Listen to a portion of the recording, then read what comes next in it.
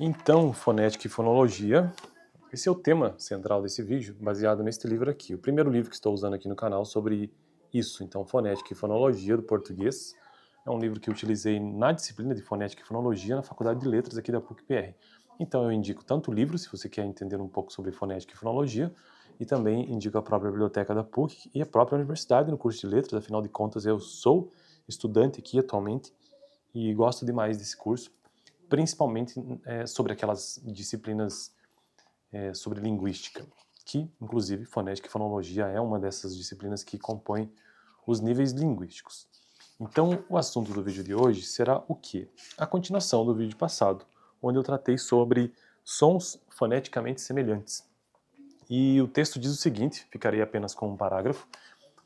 Vimos então que na busca de identificarmos os fonemas de uma língua, e o que é que são os fonemas? Né? São as unidades distintas da língua, ou seja, é a unidade mínima da língua que possui significado.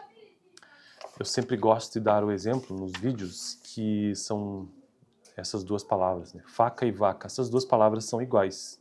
Então, faca e vaca. A única coisa que existe de diferença entre essas palavras é um fonema.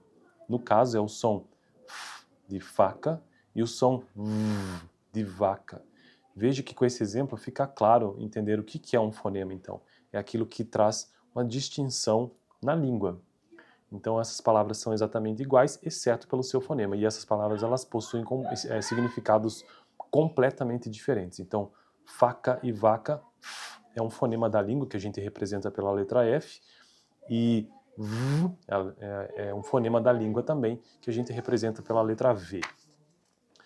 Então, a cadeia sonora, né? A fonologia se preocupa mais com a cadeia sonora e o seu significado, enquanto que a fonética se preocupa mais com a articulação, como é que os sons são produzidos.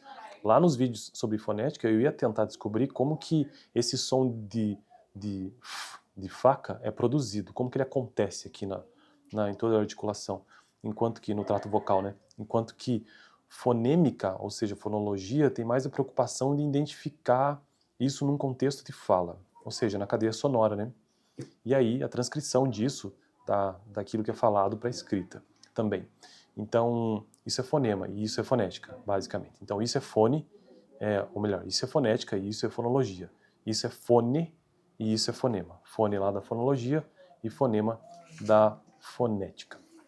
Beleza? Então, continuando o vídeo passado, uma enorme de uma introdução aqui, vimos então que na busca para identificarmos os fonemas, porque existem formas de se identificar um fonema, listamos os pares suspeitos. Então, chega-se à conclusão de que aquele conjunto, ou melhor, aquele par de palavras é um par suspeito, ou seja, eles têm sons foneticamente semelhantes, foneticamente do ponto de vista da articulação.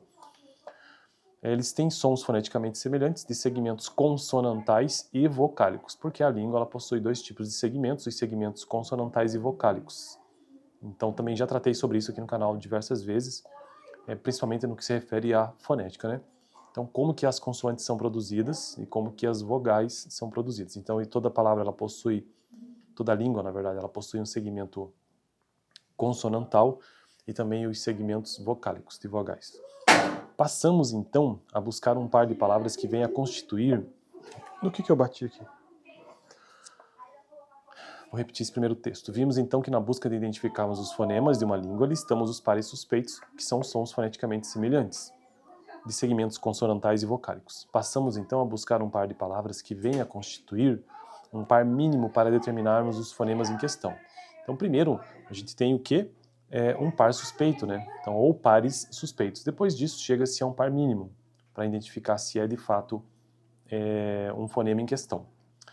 É evidente que a busca de um par mínimo pode ser infrutífera. Assim, quando não encontramos pares mínimos ou análogos para dois segmentos suspeitos, concluímos que os segmentos em questão não são fonemas. Note que aqui estamos considerando sons foneticamente semelhantes.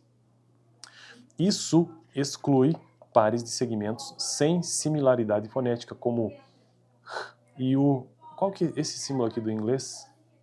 Deixa eu ver se eu encontro aqui, peraí. Antes de eu continuar o vídeo, né? Ah, tá. Esse som do final da palavra, por exemplo, do inglês, né? É porque isso aqui tem no inglês só. King, g, no final da palavra. Ou então esse house, house. E o esses símbolos que eu estou lendo aqui significam isso. Esse que é tipo um Hzinho, e esse uma espécie de N com uma perninha maior que é o G. Então tá, continuando aqui, ó. Isso exclui... Cara, eu acho que eu vou parar por aqui, que senão esse vídeo vai ficar muito longo. É a segunda parte desse parágrafo para entender melhor, né, essa questão de quando que é um fonema e quando que não é um fonema. Ou será que mais um pouco? Não, paro por aqui mesmo. Beleza? Então eu continuo a partir desse ponto semana que vem. No vídeo passado eu tratei sobre sons foneticamente semelhantes, vou deixar aqui no final. Valeu!